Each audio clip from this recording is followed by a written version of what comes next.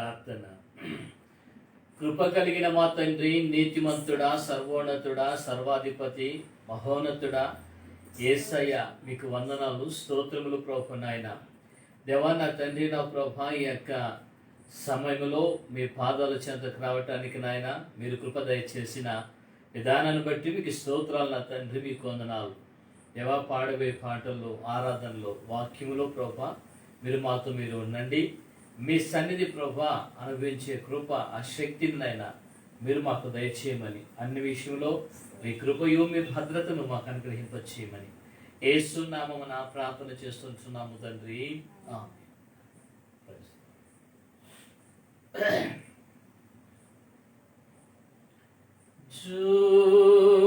జ్యోతిర్మయుడా, నా ప్రాణ ప్రియుడా, స్తుతి మహిమలు నీకే. జ్యోతిర్మయుడా, నా ప్రాణ ప్రియుడా, స్తుతి మహిమలు నీకే. నా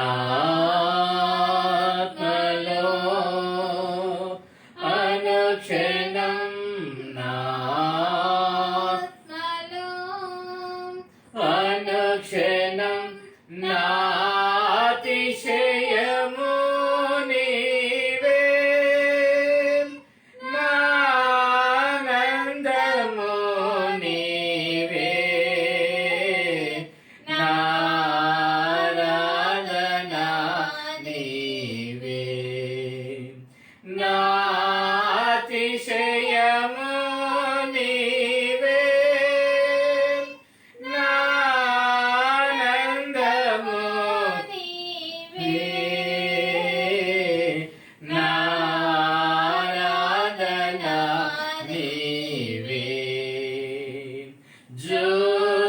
జ్యోతిర్మయుడా, నా ప్రాణ ప్రియుడా, స్తుతి మహిమలు నీకే.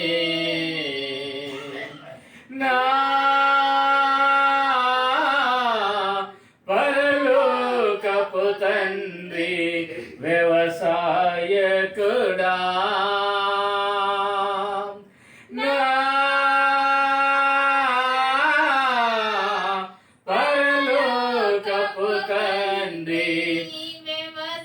వ్యవసాయకుడా,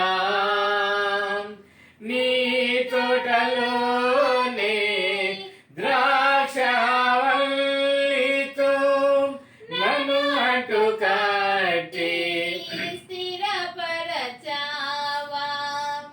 నీ తోటలోనే ద్రాక్షావల్లితో నన్ను అటు కట్టి స్థిరపరచావా. జ్యోతిర్మయుడా, నా ప్రాణ ప్రియుడా, స్తుతి మహిమలు నీకే. జ్యోతిర్మయుడా, నా ప్రాణ ప్రియుడా, స్తుతి మహిమలు నీకే. నా పరలోకపు తండ్రి, నా మంచి కుమారి, నా పరలోకపు తండ్రి, నా మంచి కుమారి, నీకిష్టమైన పాత్రను చేయా నన్ను విసిరేయక సారిపై ఉంచావా. నీకిష్టమైన పాత్రను చేయా నన్ను విసిరేయక సారిపై ఉంచావా. జ్యోతిర్మయుడా,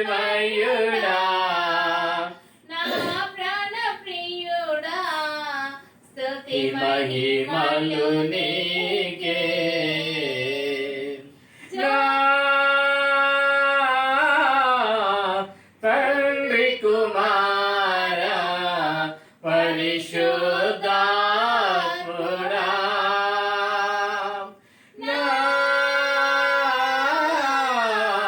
తండ్రి కుమార పరిశుద్ధాత్ముడా, త్రియేక దేవా ఆది సంభూతుడా, నిన్ను నేనేమని ఆరాధించేదా. త్రియేక దేవా ఆది సంభూతుడా, నిన్ను నేనేమని ఆరాధించేదా. జ్యోతిర్మయుడా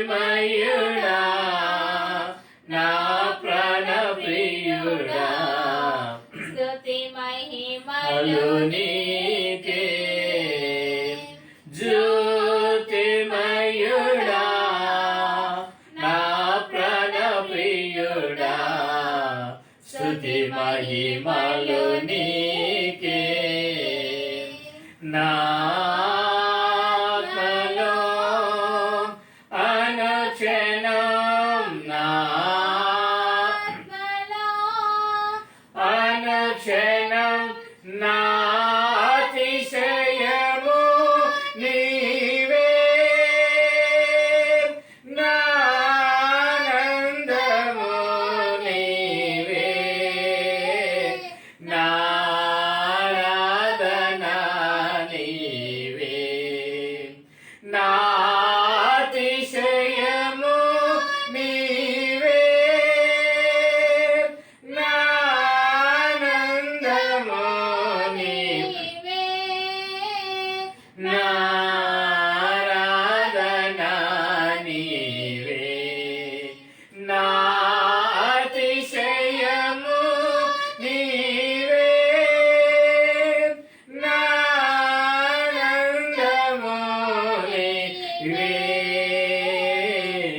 నా ఆరాధన నీవే. జ్యోతిర్మయుడా నా ఘన ప్రియుడా, స్తుతి మహిమలు నీకే. జ్యోతిర్మయుడా నా ప్రాణ ప్రియుడా, స్తుతి మహిమలు నీకే. హల్లెలూయా, స్తోత్రం. ప్రభుని మనం కాసేపు స్తుతించి ఆయన ఆరాధన చేద్దాం. ఆ పరలోకపు తండ్రిని, కృప కలిగిన యేసుక్రీస్తు ప్రభుల వారిని మనం స్తుతించి ఆయన ఘనపరుస్తుంటున్నప్పుడు దేవుని యొక్క కార్యాలని, దేవుని యొక్క కృపని మనం పొందుకోవటానికి, ఆయనలో మనం బలపడటానికి దేవుడు మనకు ఆయన సహాయం చేయని. అన్ని విషయంలో కూడా దేవుని యొక్క మహాకృప, పరిశుద్ధుడైన దేవుడు, మహోన్నతుడైన దేవుడు మన పట్ల ఆయన కార్యాలు చేసేవాడు ఆయన. హల్లెలూయా, స్తోత్రం స్తోత్రం స్తోత్రం స్తోత్రం స్తోత్రం స్తోత్రం. ఆశ్చర్యకరుడా మీకే స్తోత్రాలు, అద్భుతకరుడా మీకే స్తోత్రాలు, ఆలోచనకర్త మీకే స్తోత్రాలు ప్రభా. ఓ సమాధాన అధిపతి మీకే స్తోత్రాలు ప్రభా నాయన. ఓ నిన్న నేడు ఏ కృతికున్న మా ప్రియ పరలోకపు రాజా మీకే స్తోత్రాలు ప్రభా నాయన. ఓ యేసయ్యా మీకే స్తోత్రాలు స్తోత్రాలు స్తోత్రాలు స్తోత్రాలు స్తోత్రాలు నాయనా మీకే స్తోత్రం స్తోత్రం స్తోత్రం స్తోత్రం స్తోత్రం స్తోత్రం స్తోత్రం స్తోత్రం స్తోత్రం స్తోత్రం స్తోత్రం స్తోత్రం స్తోత్రం స్తోత్రం. నీవుంటే నాకు చాలు యేసయ్యా, నీ వెంటే నేను ఉంటానేసయ్యా. నీవుంటే నాకు చాలు యేసయ్యా, నీ వెంటే నేను ఉంటానేసయ్యా. నీ మాట చాలయ్యా, నీ చూపు చాలయ్యా, నీ తోడు చాలయ్యా. చాలయ్యా, నీ నీడ చాలయ్యా, నీ మాట చాలయ్యా, నీ చూపు చాలయ్యా, నీ తోడు చాలయ్యా, నీ నీడ చాలయ్యా, నీవుంటే నాకు చాలు, యేసయ్యా, నీ వెంటే నేను ఉంటానేసయ్యా. ఎన్ని బాధలు ఉన్నను, ఇబ్బందులైనను, ఎంత కష్టము వచ్చినా, నిష్ఠురమైనను, ఎన్ని బాధలు ఉన్నను, ఇబ్బందులైనను,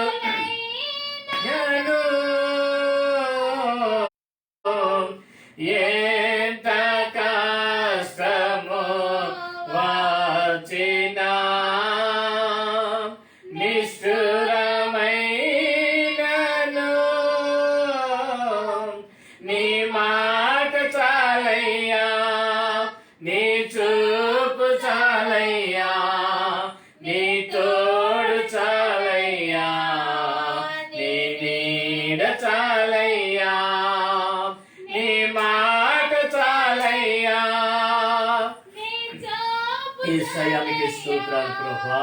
నీ తోడు చాలయ్యా, నీ నీడ చాలయ్యా, నీవుంటే నాకు చాలు యేసయ్యా, నీ వెంటే నేను ఉంటానేసయ్యా. బ్రతుకునావా సగిలినా, కడలి పాలైనను,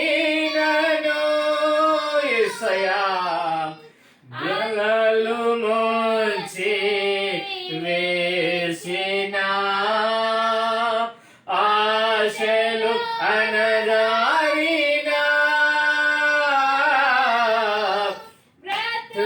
బ్రతుకునావా పగిలినా, కడలి పాలైనను, అలలు ముంచి వేసిన ఆశలు అనగారిన,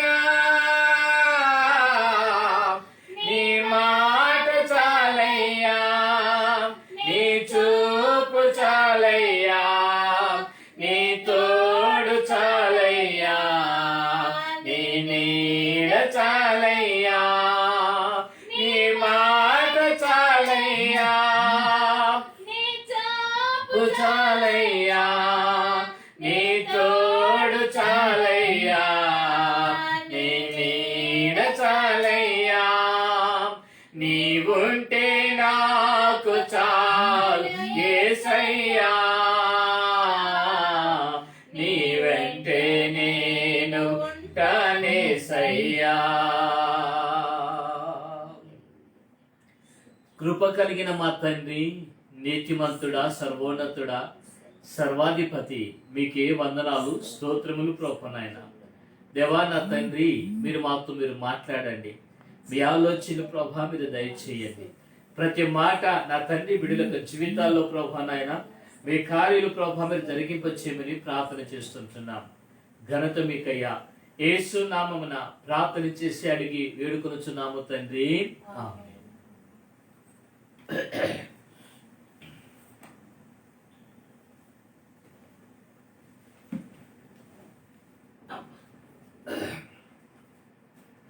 పరిశుద్ధుడైన దేవుని యొక్క సన్నిధానంలో మనమందరం కూడా కూడుకున్నాం.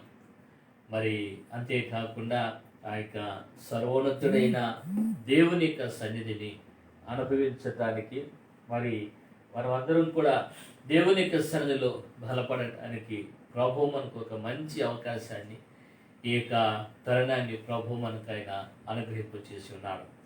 ప్రియులారా, మరి మంగళవారం రోజున మనం ధ్యానం చేసుకున్న వాక్యంలో మరి ఇంకొక భాగాన్ని కూడా మన ముందుకు వెళ్ళాలని నేను ఆశపడుతూ ఉంటున్నాను. ఎందుకంటే దేవుని యొక్క మాటలు శ్రేష్టమైనవి. దేవుని యొక్క మాటలు మన పట్ల కార్యాలు జరిగించడానికి ఆయన ఇష్టపడుతున్న దేవుడే ఉంటున్నాడు.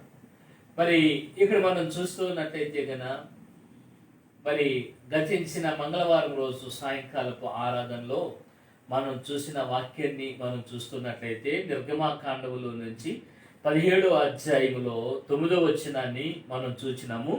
అందులో మనం చూసిన తర్వాత మోషే యెహోషువతో మన కొరకు మనుషులను ఏర్పరిచి వారిని తీసుకుని బయలు వెళ్ళి అమాలేకులతో యుద్ధము చేయము. రేపు నేను దేవుని కర్రను చేత పట్టుకొని ఆ కొండ శిఖరం మీద నిలచెదనను అని మనం చూసాం. అయితే ఇందులో మనం చూస్తూ ఉంటున్నప్పుడు మరి దేవుడు యెహోషువని ఏర్పాటు చేసుకున్న విధానాన్ని, మరి ప్రత్యేకంగా కూడా మోషే కూడా యెహోషువకి ఇచ్చిన ప్రాధాన్యత ఇక్కడ మనకు కనపడుతూ ఉంది. ఎందుకంటే గన దేవుడు ఒక్కొక్కరికి కొంతమందికి బాధ్యతలు అనేది అప్పగిస్తూ ఉంటాడు. ఆ బాధ్యతలనే దానిని ఎవరు నిర్వర్తించగలుగుతారో, ఎవరు చేయగలుగుతారో వారు మాత్రమే ఆ పనిని పరిపూర్ణంగా చేయగలుగుతారు. మరి అంతేకాకుండా విశ్వాస జీవితాన్ని కూడా మనం చూస్తున్నట్లయితే యేసుక్రీస్తు ప్రభులు వారు ఆయన మన విశ్వాస జీవితాన్ని కూడా దేవుడు ఆయన పిలిచిన తర్వాత, ప్రతి వ్యక్తిని దేవుడు పిలిచిన తర్వాత ఒక్కొక్కరికి ఒక బాధ్యతని దేవుడు అప్పగించేవాడు. అప్పగించి ఆ బాధ్యతని ఎవరైతే పరిపూర్ణంగా నెరవేర్చగలుగుతారో వారికి దేవుని యొక్క రాజ్యములో ఘనత ఉంటుందనేది, అంతేకాకుండా దేవుని దగ్గర నమ్మకమైన వ్యక్తులుగా కూడా మనం కనపడడానికి వీలవుతుంది. బైబిల్లో మనం చూస్తున్నట్లయితే మరి ఒక యజమానుడు ఏం చేశాడంటే గన ఒకరికి 5 రూకలను, ఇంకొకరికి 2 రూకలను, ఇంకొకరికి 1 ఇచ్చి దీన్ని మీరు వ్యాపారం మీద చేయండి అని అన్నాడు. తిరిగి నేను వచ్చినప్పుడు చూస్తాను అని చెప్పిన తర్వాత 5 రూకలు ఉన్నవాడు 5కు 5గా చేసి పెట్టుకున్నాడు. 2 కలిగిన వాడు 2కు 2గా చేసి పెట్టుకున్నాడు. 1 ఉన్న వ్యక్తి ఏం చేశాడంటే గన దాన్ని ఒక రుమాలులో కట్టి మరి తవ్వి దాన్ని పాతి పెట్టినట్లుగా బైబిల్లో మనకు కనపడతాది. ఆయన తిరిగి వచ్చిన తర్వాత అడిగినప్పుడు 5 కలిగిన వ్యక్తి 5 చేసిన తర్వాత అతను చూసి బలానమ్మకమైన మంచి దాసుడా అని అతన్ని పిలిచాడు. 2 వ్యక్తిని అడిగినప్పుడు 2 రూపాయలు ఇచ్చిన వాడు కూడా అయ్యా నేను 2 చేసుకున్నాను అని చెప్తే అతను కూడా మంచి దాసుడా అని చెప్పి అతన్ని పిలిచాడు.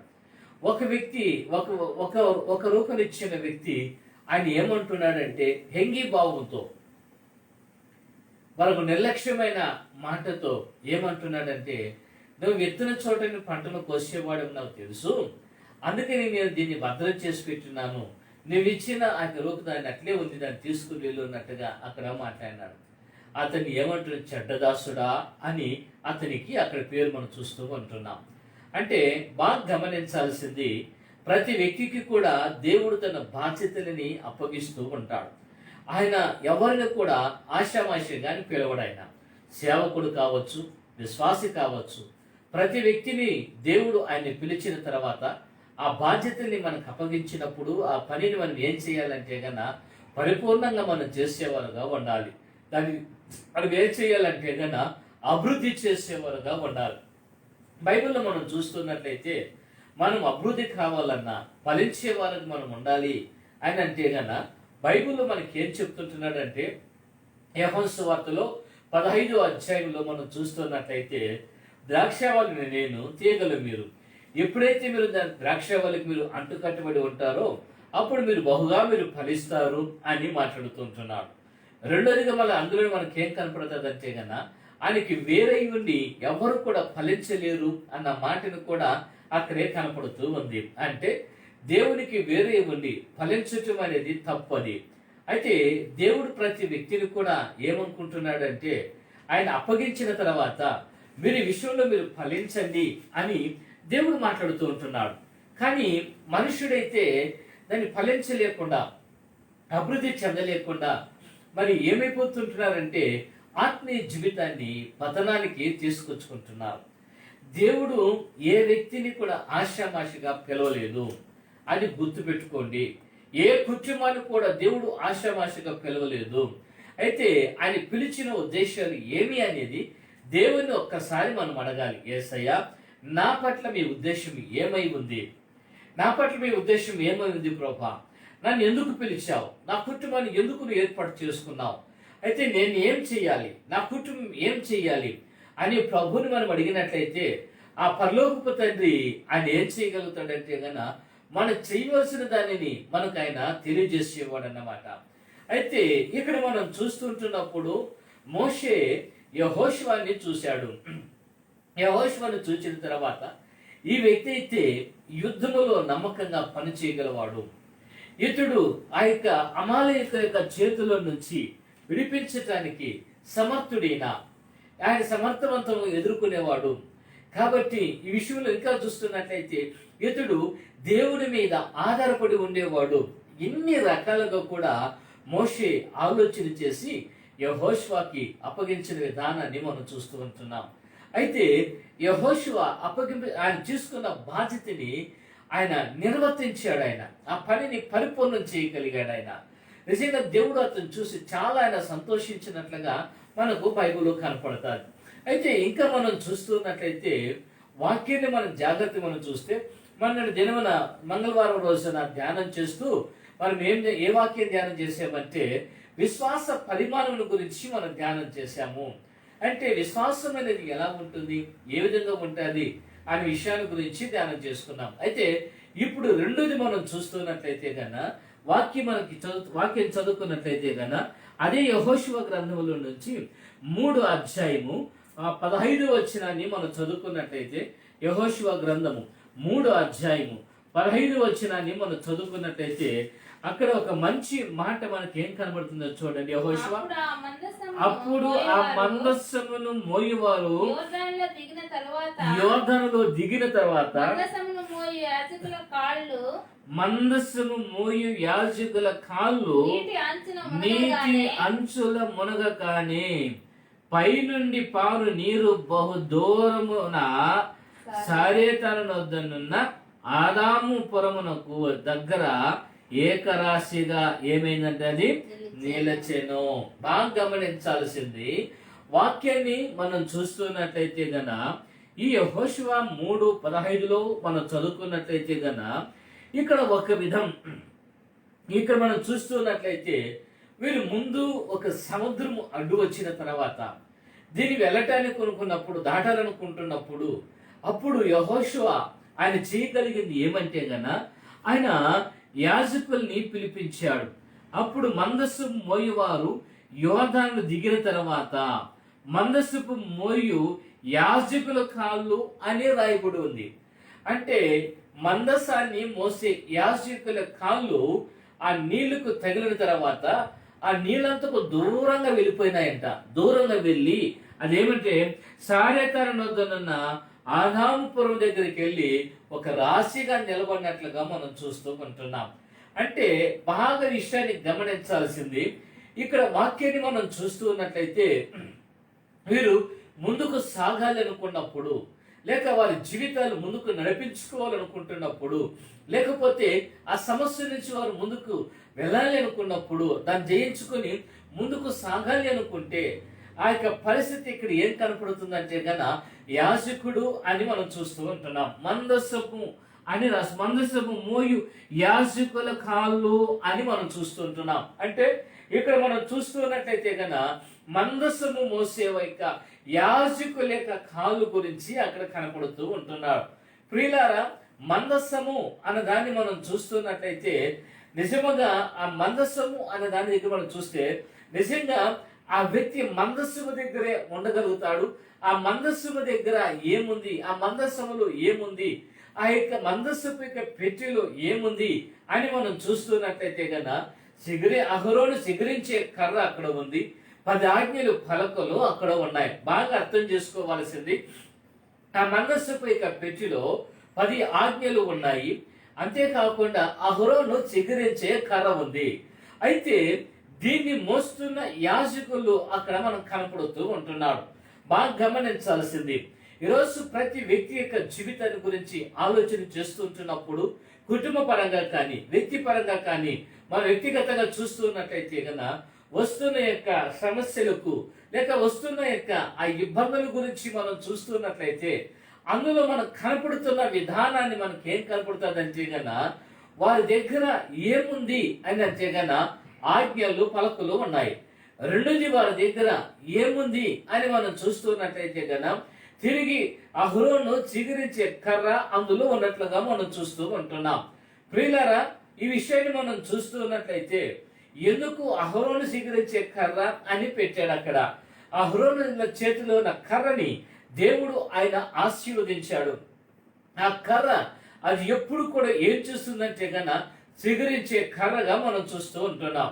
బైబిల్లో వాడు చూస్తున్నట్లయితే వాక్యం ఏం చెప్తుందంటే గన యెషయి మొద్దు నుంచి చిగురు పుట్టెను అని మనం చూస్తూ ఉంటున్నాం. అంటే మొద్దులో చిగురు పుట్టేది. ఇక్కడ మనం చూస్తున్నట్లయితే ఈ కర్ర ఏమవుతుందంటే చిగురించే కర్రగా మనం కనపడతా ఉంది.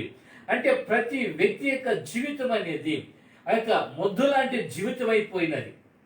అంటే ఏమాత్రం కూడా ఫలించలేని విధముగా, ఆశీర్వాదం పొందలేని వ్యక్తిగా, లేక దేవుని యొక్క కృపను పొందుకోలేని వ్యక్తిగా, నడవలేని వ్యక్తిగా ఆ వ్యక్తులు ఉన్నారు.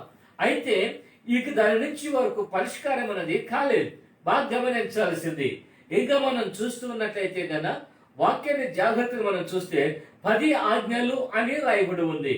ఈ ఆజ్ఞల పలకు కూడా ఎక్కడ ఉంటుందంటే పలకలు ఆ మందసపు పెట్టులోనే ఉంటుంది. అంటే దీన్ని బాగా మనం చూస్తున్నట్లయితే ప్రతి వ్యక్తి కూడా దేవుని యొక్క ఆజ్ఞలను కలిగి ఉండాలి. దేవుని యొక్క ఆజ్ఞలను అనుసరించేవారుగా ఉండాలి. ఈ ఆజ్ఞలు అనేది ఇశ్రాయేలుకి దేవుడు ఆయన ఇవ్వగలిగాడు. ఆయన ఆ ఆజ్ఞని మనం ఎప్పుడైతే నెరవేర్చగలుగుతామో అప్పుడు మనం దేన్ని మనం పొందుకుంటామంటే గన దాని గురించిన ప్రతిఫలాన్ని మనం పొందుకోగలుగుతాం. అంతేకాకుండా ఈ ఆజ్ఞలు అనేది మనం ఏం చేస్తుందంటే గన ముందుకు నడిపించగలుగుతాది. ఆ ఆజ్ఞలు 10 ఆజ్ఞలు మనం ధ్యానం చేసినట్లయితే ఇందులో చాలా విషయాలు మనకున్నాయి. అందులో మనం చూస్తున్నట్లయితే నిన్ను వలె నీ పొరుగు వారిని ప్రేమించండి, దొంగలించద్దండి, అబద్ధం ఆడద్దండి, విభజించద్దండి. ఈ విధంగా చూస్తున్నట్లయితే 10 ఆజ్ఞలు. మీరు నన్నే మీరు ఆరాధించండి, విశ్రాంతి దినం పాటించండి. ఇవన్నీ కూడా దేవుడు ఇచ్చిన ఆజ్ఞలు ఇవన్నీ కూడా. అయితే ఈ ఆజ్ఞలు మనం ఏం చేయాలంటే గన నెరవేర్చేవారుగా ఉండాలి. ఇప్పుడు మనం చూస్తున్నట్లయితే గన నిజంగా ఆజ్ఞలని ఎవరు కూడా నెరవేర్చలేకపోతుంటున్నారు. ఎప్పుడు ఆ నెరవేర్చలేకపోతున్నారో ఆ వ్యక్తి ఏం కాలేకపోతున్నారంటే గన చిగురించలేకపోతుంటున్నారు, ఫలించలేకపోతూ ఉంటున్నారు. బాగా గమనించాల్సింది. అందుకని మనం చూస్తున్నట్లయితే చిగురింపు చేసేది ఒకటి ఏది అని మనం చూస్తున్నట్లయితే ప్రార్థన అనేది మనల్ని ఏం చేయగలుగుతుందంటే గన చిగురింపు చేస్తుంది అన్నమాట. అంటే మన జీవితానికి కావలసిన ఆ సంతోషాన్ని కలిగింప చేస్తుంది. అంతేకాకుండా ప్రార్థన అనేది మన యొక్క సమస్యలకు పరిష్కారం చేయగలుగుతుంది. ప్రార్థన అనేది దేవునితో సంబంధాన్ని పెట్టగలుగుతుంది. ఈ ప్రార్థన అనేది దేవునితో మాట్లాడటానికి ఈ మార్గాన్ని తెరవగలిగేది ఏది అంటే గన ఈ ప్రార్థనే అన్నమాట. అంటే ఏ వ్యక్తి అయితే ఏ కుటుంబం అయితే ప్రార్థన చేయగలుగుతారో వారు ఎప్పుడు కూడా బలహీనులు కారు. వారు ఎప్పుడు కూడా ఆత్మీయ జీవితంలో పడిపోరు. వారు ప్రార్థన జీవితాన్ని కలిగిన వారు ఏ విషయంలో కూడా వారు చింత పడరన్నమాట. ప్రార్థన జీవితం కలిగిన వారు దేని గురించి కూడా భయపడరు వారు. ఎందుకంటే గన ఈ ప్రార్థన అనేది ప్రతి వ్యక్తిని కూడా చిగురింప చేయగలుగుతుంది. అంటే ఒక విశ్వాసిని లేక ఒక దేవుని కలిగిన ఒక వ్యక్తిని చిగురింప చేసేది ఏది అంటే ప్రాముఖ్యంగా మనం చూస్తున్నట్లయితే ప్రార్థన. ప్రార్థనతో కూడా వాక్యము అనేది మనం చూపిస్తూ ఉంటారు. బైబిల్లో మనం చూస్తున్నట్లయితే యేసుక్రీస్తు ప్రభువు వారు ఆయన ఇద్దరిని పంపించాడు. పంపించి నా నామంలో మీరు ప్రార్థన చేయండి, అక్కడ రోగాలు పోతాయి, దయ్యాల నుంచి విడుదల పొందుతారు, స్వస్థత పొందుకుంటారు, వెళ్ళండి అని పంపించగలిగారు. పంపించిన తర్వాత అయితే కొంతమంది దేవుని కార్యాలు చూడగలిగారు. అయితే ఇక్కడికి వెళ్ళిన ఇద్దరు వ్యక్తులు మనం చూస్తున్నట్లయితే ఉదయకాలం నుంచి సాయంకాలం వరకు వాళ్ళు ప్రార్థన చేస్తూనే ఉన్నారు. కానీ తిరిగి ఆ బిడుకున్న ఆ మూర్ఛదయ కలిగిన ఆ వ్యక్తి దాని నుంచి విడుదల పొందలేకపోయారు. ఎప్పుడైతే విడుదల పొందలేకపోయారో అప్పుడు ఏం చేయగలిగారంటే ఆ బిడ్డను తీసుకుని ఆ తండ్రి క్రీస్తు ప్రభులు వారి దగ్గరకు వచ్చినప్పుడు అక్కడ యేసయ్య ఆ శిష్యుని అక్కడ మందలించాడు. ఆయన మందలించి ఒక మాట ఏమంటున్నాడంటే, ఈ కార్యం జరగాలంటే ఉపవాసము ప్రార్థన ద్వారా తప్ప ఇది జరగదు అన్నట్టుగా మాట్లాడుతూ ఉంటున్నాడు. అంటే ఈ కార్యాలు నెరవేర్చాలనుకుంటున్నప్పుడు ఉపవాసము ప్రార్థన ద్వారా ఈ కార్యాలన్నీ కూడా జరుగుతాయి అని మాట్లాడుతూ ఉంటున్నాడు. బాగా గమనించాల్సింది, ఈరోజు మనం చూస్తున్నట్టయితే చాలా మంది ప్రార్థనలు చేస్తూ ఉంటున్నారు, చాలా మంది ఉపవాసాలు కూడా ఉంటున్నారు. తిరిగి 10 రోజులు ఉంటారు, 20 రోజులు ఉంటారు, 30 రోజులు ఉంటున్నారు, 40 రోజులు కూడా ఉపవాసాలు ఉండేవారు లేకపోలేదు, ఉంటున్నారు ఉపవాసాలు. ఉపవాసాలు ఉంటున్నప్పుడు నువ్వు ప్రార్థన చేస్తూ ఉంటున్నప్పుడు ప్రభునికి ఏది ఆయన బయలుపరుస్తున్నాడు. ఆయన నువ్వు ఉపవాసం ఉండి ప్రార్థన చేసేటప్పుడు ప్రభు నీతో మాట్లాడిన మాటల ప్రకారంగా, దేవుని యొక్క ఆజ్ఞల ప్రకారంగా నువ్వు ఎప్పుడైతే అనుసరించి నడుచుకుంటావో అప్పుడు ఆ ప్రార్థన ప్రతిఫలాన్ని మనం చూడగలుగుతాం. మనం ఆ ప్రార్థన జవాబుని మనం చూడగలుగుతామన్నమాట. మరి ఇవన్నీ లేకుండా క్రియలు లేని విశ్వాసము అది మృతము అని మాట్లాడుతూ ఉంటున్నాడు. మరి అంతేకాకుండా ఆత్మీయత లేని, దేవుని ఆజ్ఞకు లోబడలేని ప్రార్థన అది కూడా ఏమవుతుందంటే గన మృతులతో సమానమే. అది ఎందుకంటే గన నువ్వు నామకార్థమైన ప్రార్థనే కనపడుతుంది, కానీ దానివల్ల నీవు ప్రయోజనం లేనే లేదు. చాలా మంది ప్రార్థన చేస్తున్నారు, అయ్యా మేము ప్రార్థన చేస్తుంటున్నాం, మేము ఉపవాసాలు ఉంటున్నాం, మేము అయితే మాకు పరిష్కారాలు కాలేదు అని మాట్లాడుతూ ఉంటారు, మాకు జవాబు లేదు అని మాట్లాడుతూ ఉంటున్నారు. ఎందుకు జవాబు కాదు? బైబిల్లో మనం చూస్తున్నట్లయితే నాకు మొరపెట్టండి మీకు ఉత్తరం ఇస్తానని చెప్పిన దేవుడైనా, ప్రార్థించే వారు మొరపెట్టే వారికి సమీపంగా ఉంటానని చెప్పిన దేవుడైనా, ఇన్ని కార్యాలు ఇన్ని మాటలు చెప్పిన దేవుడు, ఆయన ప్రతి ప్రార్థనకి జవాబిస్తానని చెప్పిన దేవుడైనా ఈరోజు ఆ ఫలితాన్ని నువ్వు పొందుకోలేకపోతున్నావంటే, ఆ కార్యాన్ని నువ్వు పొందుకోలేకపోతుంటున్నావంటే నీలో ఆత్మీయత లేని ప్రార్థనది. ఏదో శరీర సంబంధంగా ఏదో ఆలోచనతో ఉపవాసాలు ఉంటున్నావు అంతే, ఏదో నువ్వు ప్రార్థన చేయాలని ఏదో నువ్వు చేస్తున్నావే, కానీ ఆ ప్రార్థన ప్రతిఫలము లేదు. క్రియలు లేకుండా విశ్వాసం ఏ విధంగా మృతమవుతుందో, ప్రవర్తన సరిగా లేకుండా, ప్రవర్తన చలి చేసుకోకుండా నువ్వు చేసే ప్రార్థన కూడా అది కూడా మృతమే అయిపోతుంది. అది అంటే ఆ ప్రార్థనకు జవాబు లేదు. ఈ రోజు మనం చూస్తున్నట్లయితే చాలా మంది ప్రార్థనలు చేస్తుంటున్నారు, అయితే దేవుడు నీకు సమాధాన పడాలని చెప్పలేదా? లేకపోతే దేవుడు నేను చలి చేసుకోమని చెప్పలేదా? లేకపోతే దేవుడిని ప్రవర్తన విషయంలో జాగ్రత్తలు దేవుడికి చెప్పలేదా? ఆయన చెబుతున్నాడు. అయినప్పటికీ కూడా మనుషుడు ఏం చేస్తుంటున్నాడంటే కదా, వాతం వేయబడిన మనస్సాక్షిలాగా మనస్సాక్షిని చంపుకొని మనుషుడు ముందుకు సాగుతూ ఉంటున్నాడు. ఎందుకంటే సమాజంలో నేను కూడా ఒక భక్తి పరురాలని, నేను కూడా ఒక భక్తి పరుణ్ణి అని చూపించుకోవటానికి కోరిక చేస్తున్నారు, కానీ వారి యొక్క జీవితంలో కానీ వారి కుటుంబంలో కానీ ఆత్మీయతని కనబడలేకపోతూ ఉంటున్నది. ఆత్మీయతలో వెళ్ళటానికి కోసం ఇక్కడ మనం చూస్తున్నట్లయితే ఈ యొక్క సముద్రాన్ని దాటడానికి కోసము అక్కడ మందసాన్ని మోస్తున్న యాజకుల యొక్క కాళ్ళు ఆ నీళ్లకు తగిలిన తర్వాత ఆ నీళ్ళంతా కూడా ఒక రాశిగా నిలబడ్డాయి. అంటే ఎంత శక్తి కలుగు ప్రార్థన చూడండి, అక్కడ వారు ఎంత చక్కగా వారు ఫలిస్తున్నారో చూడండి. అక్కడ ప్రియమైన దేవుని బిడ్డలారా బాగా గమనించాల్సింది, యెహోషువ కోరుకున్నది ఒక్కటే, అయినా నేను దేవునికి మహిమకరంగా నేను జీవించాలి, నేను దేవుని గణపరిచే వ్యక్తిగా నేను ఉండాలి, దేవునికి మొదట ప్రాధాన్యత నేను ఇచ్చే వ్యక్తిగా ఉండాలి. ఏ విషయమైనా సరే ఆయన దేవునికి చెప్పేవాడైనా, ఆయన ప్రార్థించేవాడైనా, దేవుని అడిగేవాడైనా, ఎప్పుడు ఆ విధంగా దేవుని అడుగుతున్నాడో దేవుడు తన పక్షాన ఉండి ఆయన ప్రతి కార్యాన్ని దేవుడు జరిగిస్తూ వచ్చాడు. ఆయన ఎంత శక్తివంతమైన కార్యాలు చేయటానికి యెహోషువకు దేవుడు అధికారం ఇచ్చాడో చూడండి. అయితే ఈ రోజు మనం చూస్తున్నట్లయితే గన వాటిని మనం పొందుకోలేకపోతూ ఉంటున్నాం. అయితే ఈ రోజు నీ ప్రయాణం ఎలా సాగుతుందంటే గన నువ్వు ముందుకు సాగలేక నువ్వు సమస్యల్లో మునిగిపోతూ ఉంటున్నావు, నీవు ఇబ్బందుల్లో మునిగిపోతూ ఉంటున్నావు, నీవు కష్టాల్లో మునిగిపోతూ ఉంటున్నావు, నీవు నష్టాల్లో మునిగిపోతూ ఉంటున్నావు, నీవు వేదనలో మునిగిపోతూ ఉంటున్నావు, నీవు అనేక రీతులుగా అనేక సమస్యలు అనేక విధాలుగా మనుషుడు ఏమైపోతుంటున్నాడంటే గన మునిగిపోతూ ఉంటున్నాడు, లేవలేని పరిస్థితి. అయితే ఒకసారి మనం చూస్తున్నట్లయితే యేసుక్రీస్తు ప్రభులు వారు ఆయన సముద్రంలో వెళుతూ ఉంటున్నప్పుడు శిష్యులు వెళుతున్నప్పుడు యేసయ్య అక్కడ వచ్చిన తర్వాత ఆయన బాగా గమనించాల్సింది, చూసి వారు దయ్యము భూతం అని అరిచారు. అయితే యేసుక్రీస్తు ప్రభులు వారు నిలబడ్డాడు. ఆయన నిలబడి ఆయన చేసిన కార్యాన్ని చూసిన తర్వాత తిరిగి అక్కడ దేవుడు తిరిగి ఆ సముద్రంలో అది అణిగిపోయిన తర్వాత తిరిగి అవన్నీ చూసిన తర్వాత పేతురు అంటున్నాడు, అయ్యా నేను నీ దగ్గరికి నడిచి రావటానికి సహాయం చెయ్యి. ఆ నీళ్ళ మీద నడిచి రావటానికి పేతురు అడిగాడు. బాగా గమనించాల్సింది, పేతురు ఆ మాట అడిగిన తర్వాత దేవుడు అన్నాడు, పేతురు నడిచిరా అన్నాడు. అయితే నీళ్ళ మీద నడుస్తూ ముందుకు సాగాడు. నడుస్తూ నడుస్తూ ముందుకు వస్తూ ఏమైపోయాడంటే గన ఆ నీళ్ళల్లో మునిగిపోయాడు. ఆయన నీళ్ళల్లో మునిగిపోయిన తర్వాత జరిగిన కార్యం మునిగిపోతుంటున్నప్పుడు, ప్రభువా నన్ను కరుణించు. కొంతవరకు నీళ్ళ మీద నడిచిన వాడు దగ్గరికి వచ్చే సమయంలో ఏమైపోయాడంటే ఆ నీళ్ళలో మునిగిపోతూ ఉంటున్నాడు.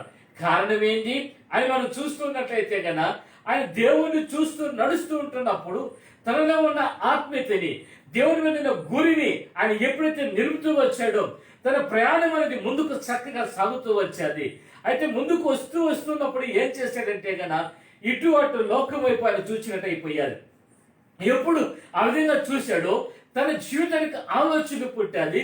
ఆలోచన పుట్టిన తర్వాత తన దృష్టి ముందుకు సాగలేకపోయాది, దేవుని వైపు సాగలేకపోయాది, దేవుని చూడలేకపోయాడు. అప్పుడు ఆయన మునిగిపోసాగెను. ఆయన ముందుకు వెళ్ళలేని పరిస్థితి కనబడింది అన్నమాట. ఈరోజు చాలా మంది అక్కడే మునిగిపోతూ ఉంటున్నారు. సమస్యల నుంచి ముందుకి దాని నుంచి లేవలేకపోతూ ఉంటున్నారు. ఇబ్బందుల నుంచి లేవలేకపోతూ ఉంటున్నారు.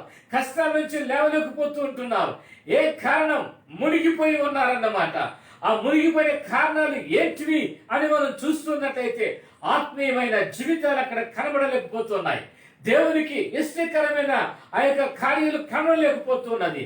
ఆత్మీయమైన వాంఛ, ఆ తీవ్రత, అలాంటి యొక్క భక్తి జీవితం, అలాంటి ప్రార్థన జీవితం, అలాంటి రోషం కలిగిన జీవితం అనేది ఈ రోజు విశ్వాస జీవితంలో కనబడలేకుండా పోతూ ఉంటున్నది.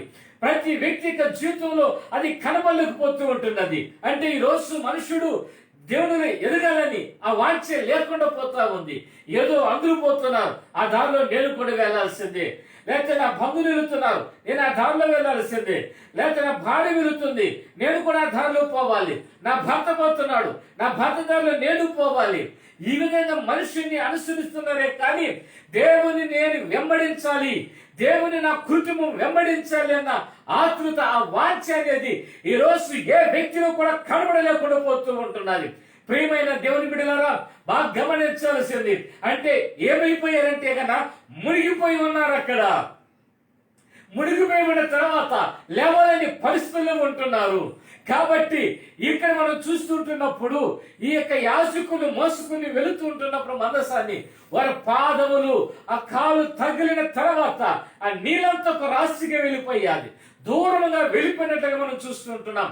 ప్రార్థనని సమస్యని దూరం చేయగలుగుతుంది. ప్రార్థనని వ్యాధిని విడుదల కలిగింపచేస్తుంది.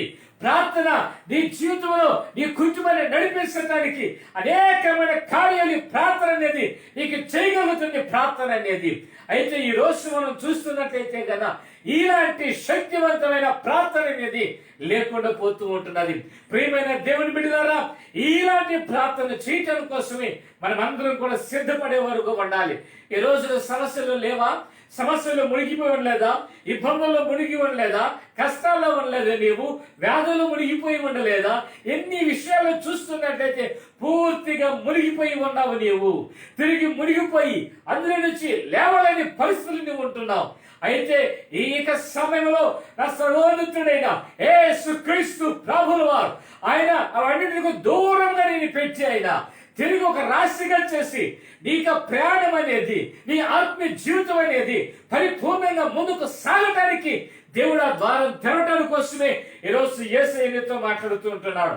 ఈరోజు నువ్వు దేవునికి అవకాశం ఇస్తావో, నీవు దేవునికి అవకాశం ఇస్తావో, నీవు దేవుని వైపు నువ్వు చూస్తావో, నీవు దేవుని వైపు చూసి దేవుని కార్యం వైపు నువ్వు చూస్తున్నట్లయితే ఆ పరలోకపు తండ్రి నీకైన కార్యాన్ని జరిగిపోచేస్తాడన్నమాట.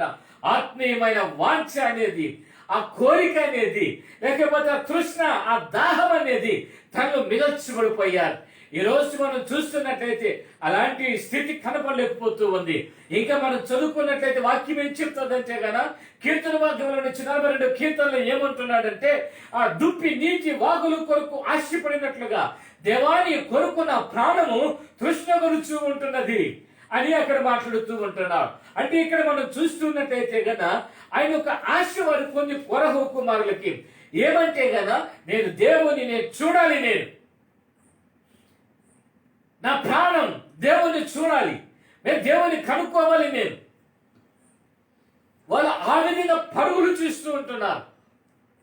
బైబిల్ చెప్తాది, ఆశ గల ప్రాణాన్ని దేవుడు ఏం చేస్తాడు? ఆయన తృప్తిపరిచేవాడు. ఈ మధ్య ఒక వ్యక్తి నాతో మాట్లాడుతూ అన్నాడు, బైబిల్లో మాట ఉంది కదా అన్నాను. ఏమన్నాడు? ఏమంటే ఆశ గల ప్రాణాన్ని దేవుడు తృప్తిపరుస్తాడు వాక్యం ఉంది కదా, కాబట్టి దేవుడు మా ఆశను తృప్తిపరుస్తాడని నాకు నమ్మకం నాకుంది అని అన్నాడు. ఏమి అని అంటే ఆయన అంటాడు, లోక కార్యాలు చెప్పి ఆ లోకం కొన్ని విషయాలు మాట్లాడుతూ ఉండి ఇవన్నీ కూడా నేను అనుభవిస్తాను. నాకు ఎవరిస్తారంటే ఇది దేవుడిస్తాడట. దేవుడిస్తాడా? లోకం వైపు నువ్వు చూస్తూ ఉండి, లోక కార్యాల వైపు నువ్వు చూస్తూ ఉండి ఆ కార్యాన్ని దేవుడు ఆయన నీకు నెరవేర్చాలన్నవి ఎక్కడిది న్యాయం? ఇది ఏ బుర్ర పెట్టి మాట్లాడుతున్నారు? ఏ బుర్రను బట్టి ఆలోచన చేస్తుంటున్నారు? నన్ను ద్వేషించినా పర్వాలేదు, నన్ను దూషించినా పర్వాలేదు, నా పేరు చెడ్డగా చెప్పుకున్నా పర్వాలేదు, కానీ వాక్యం స్పష్టంగా చెప్తున్నది ఏమంటే గన దేవుని యొక్క చిత్తమును నెరవేర్చే వ్యక్తులుగా మనం ఉండాలి. ఆత్మీయమైన వాంఛని కలిగి మనం జీవించేవారుగా ఉండాలి. వాళ్ళకున్న ఆశ ఏమంటే, వాళ్ళకున్న కోరిక ఏమంటే వాళ్ళ ప్రాణం దేవుని చూడాలనేది.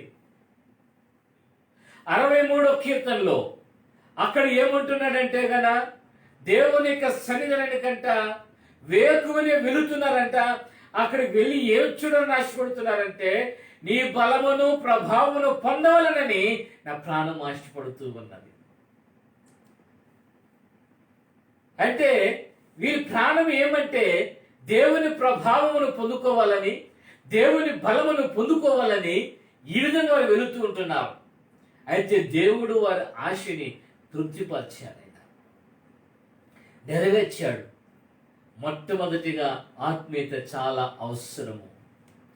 ఈ జీవితం మనకు అవసరం, మనకిది. ఈ భక్తి మనకు అవసరం, మనకిది. అందుకని దేవుడు కోరుకుంటున్న విధానాన్ని మనం చూస్తూ ఉన్నట్లయితే కన్నా నిజంగానే ప్రియులారా, ఈ మాటలు వింటున్నప్పుడు నీకు కోపం రావచ్చేమో నా మీద, లేదా మీరు బాధపడొచ్చేమో. మా పరిస్థితులు తెలియవా, మా ఇబ్బందులు తెలియవా, మా కష్టాలు తెలియవా అని మీరు మాట్లాడుతారేమో. నాకు తెలిసినో తెలియదో అది అవసరం లేదు, కానీ దేవునికి తెలుసు. దేవుడైనా నెరవేర్చేవాడైనా నీ కష్టాన్ని నీ కష్టాన్ని ఫలితాన్ని దేవుడికి ఇస్తాడైనా. ఎప్పుడంటే నువ్వు ఆయన దగ్గర ఆయన చూస్తూ ఉంటున్నప్పుడు, ఆయన నువ్వు జీవిస్తూ ఉంటున్నప్పుడు, ఆయన వెంబడిస్తూ ఉంటున్నప్పుడు దేవుని కార్యాలను చూడగలుగుతావు నీవు, దేవుని కృపను చూడగలుగుతావు నీవు. అయితే యెహోషువలో ఉన్న వాంఛ చూడండి ఎంత బాగుందో అక్కడ. అప్పుడు ఆ మందసపు మోయేవారు యోధనులు దిగిన తర్వాత మందసపు మోయు యాజకుల కాళ్ళు నీటి అంచున మునగగానే, ఆ కాళ్ళు నీటికి అంచులు తగులుతానే ఆ యొక్క యోర్దాను నది నీళ్లు ఏమైపోయినాయంట? దూరం వెళ్ళిపోయినాయి. హల్లెలూయా. ఆ కాళ్ళు చూసిన తగిలిన తర్వాత ఎందుకు మనతో మాట్లాడుతున్నాడు? రూతు గ్రంథం నుంచి ఒక మాట నేను చెప్పాను కాళ్ళు గురించి, ప్రవర్తన గురించి కూడా అక్కడ మనకు కనపడ్డది.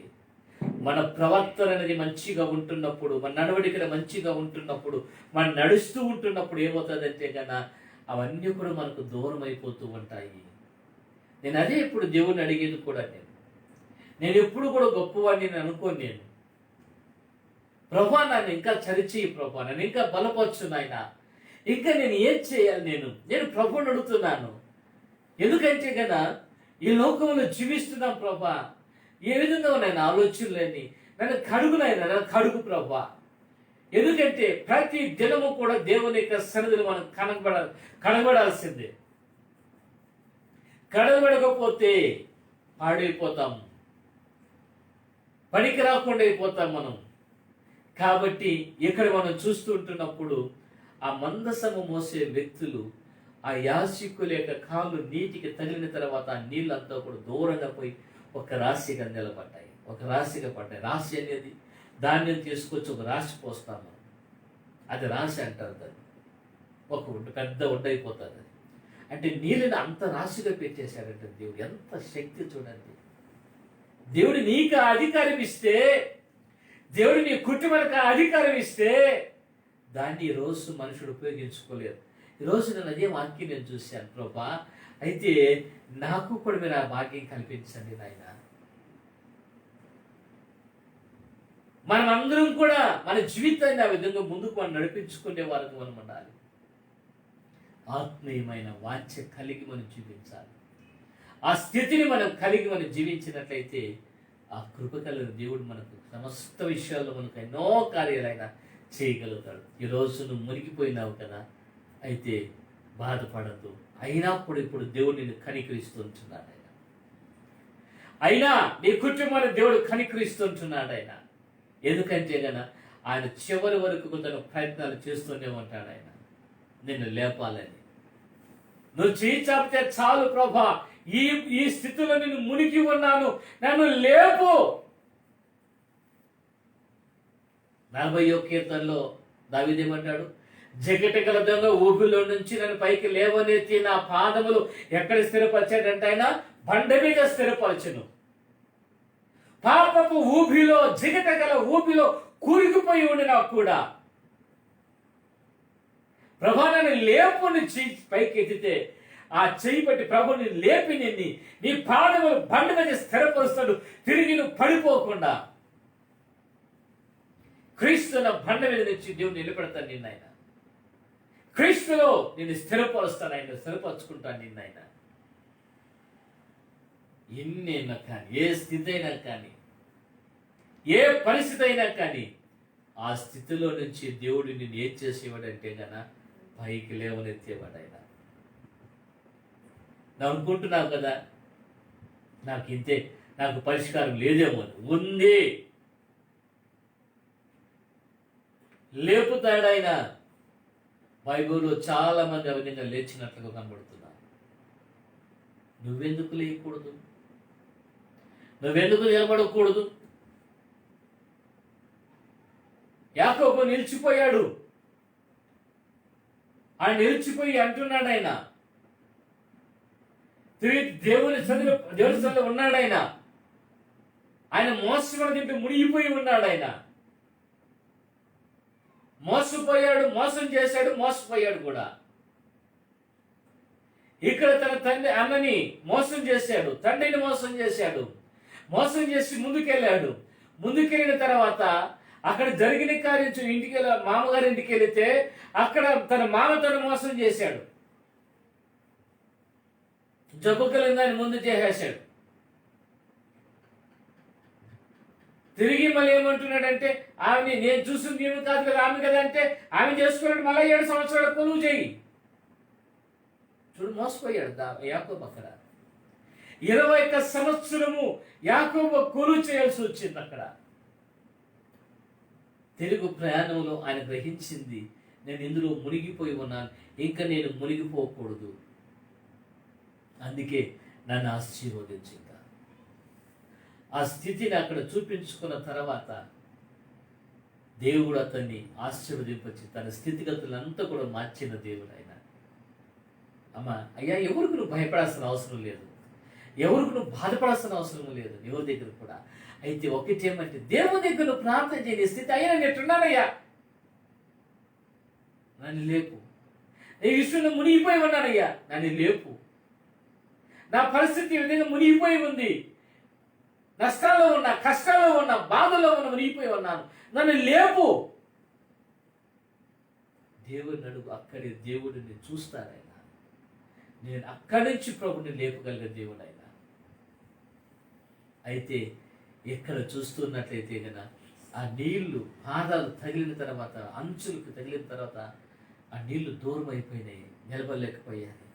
ప్రియమైన బిడ్డ, ఆత్మీయత కలిగి ప్రార్థన జీవితాన్ని కలిగి ఉన్న నీ జీవితంలో నువ్వు వెళ్ళి నీ పెట్టిన ప్రతి స్థలము కూడా ఏమవుతుందంటే ఆ స్థలంలో సమస్యలు నిలబడలేవు.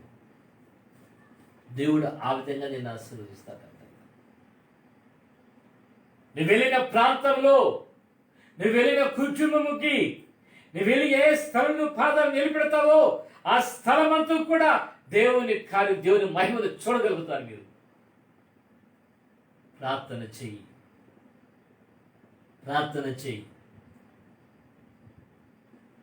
ఆ స్థితిలో దేవుడు లేపేవాడు ఆయన.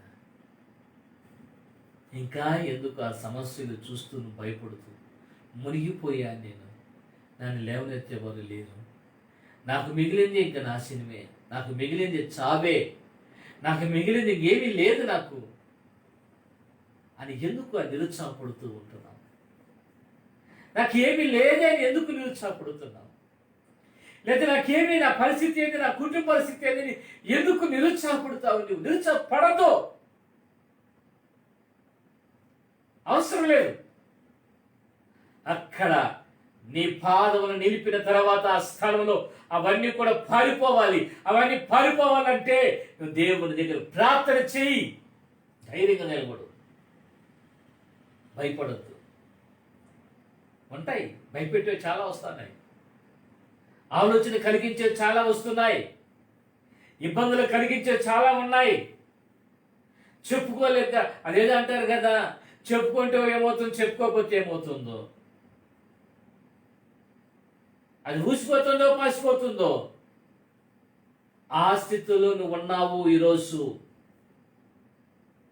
అయితే నా యేసయ్య ఈరోజు నీకు పరిష్కారం ఇస్తున్నాడు ఆయన. హల్లెలూయా. దేవుడు ఆ కార్యాన్ని చేస్తాడు ఆయన. దేవునికి సమస్తము సాధ్యం. అయితే ఒకటి, నీ భుజం మీద మందసం ఉండాలి. ఆ మందసం పదాజ్ఞలు ఉండాలి.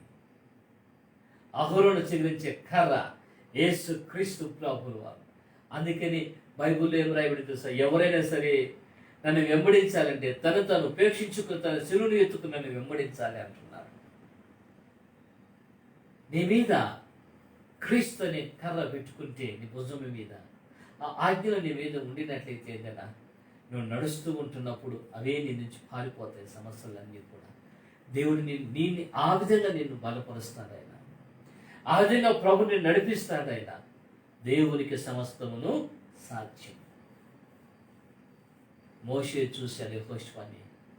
మొట్టమొదటిగా అతనిలో గమనించింది విశ్వాసాన్ని గమనించాడు. రెండోది అతను గమనించింది ఏది గమనించాడంటే కన్నా ఆత్మీయమైన జీవితమైన వాంఛని, ఆ తృష్ణ, కోరిక, రోషం, అవన్నీ చూశాడు.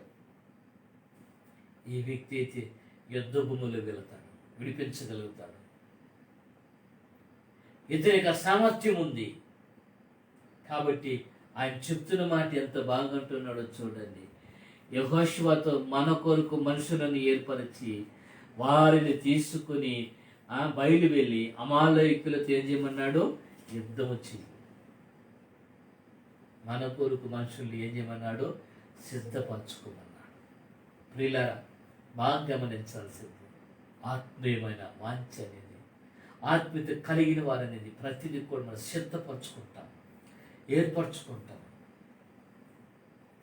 కాబట్టి ఇటువంటి కృపతో ఈరోజు నిజంగా ప్రభు నిన్ను ఈ స్థితుల నుంచి లేపి నిన్ను ఆత్మీయమైన జీవితం ముందుకు నడిపించి ఆయన బలపరచునుగాక. ప్రార్థన చేసుకుందాం. కృప కలిగిన మా తండ్రి, నీతిమంతుడా, సర్వోన్నతుడా, సర్వాధిపతి, మీకు వందనాలు, స్తోత్రములు ప్రభు నాయన. ఈ సమయంలో మాతో మీరు మాట్లాడిన ప్రతి మాటను బట్టి మీకు స్తోత్రాలు. అవును స్వామి, దేవా నా తండ్రి, మేము మునిగిపోయాం దేవా. ఎంతో మంది మునిగిపోయి ఉన్నారు స్వామి. సమస్యలు మునిగిన వారు ఉన్నారు, వ్యాధుల్లో మునిగిపోయిన వారు ఉన్నారు, ఇబ్బందుల్లో, ఆర్థిక ఇబ్బందుల్లోన ప్రతి ఒక్కొక్కటి చూసి చాలా విషయాలు ప్రభా మునిగిపోయి ఉన్నారు ప్రభా నా తండ్రి నాయన. అయ్యా నా తండ్రి, ఊబిలో కూడా పడిపోయి ఉన్నారు స్వామి, లేవలేని పరిస్థితిలో ఉంటున్నారు. ఎన్నోసార్లు ప్రయత్నించారు కానీ లేవలేకపోతున్నారు ప్రభా నా తండ్రి. అయితే వారిని కూడా మీరు లేపమని ప్రార్థన చేస్తుంటున్నాం నా తండ్రి. మీకు స్తోత్రాలు. మీరే కృప చూపించండి. ఈరోజు మీరు ఇచ్చిన వాక్యం ప్రభా, మీ బిడ్డలు ఏ స్థలంలో పాదాలు నిలుపుతారో ఆ స్థలంలో నా తండ్రి సమస్యలు కానీ, ఇబ్బందులు కానీ, ఎటువంటి కార్యాలన్నీ కూడా వ్యతిరేకమైన కార్యాలు ప్రభా పారిపోవును గాక. ప్రభా మీరే కృప చూపించండి. ప్రతి విషయంలో ఘనత మహిమలు మీకు నాన్న యేసు నామమున ప్రార్థన చేస్తుంటున్నాము తండ్రి. ఆమేన్, ఆమేన్.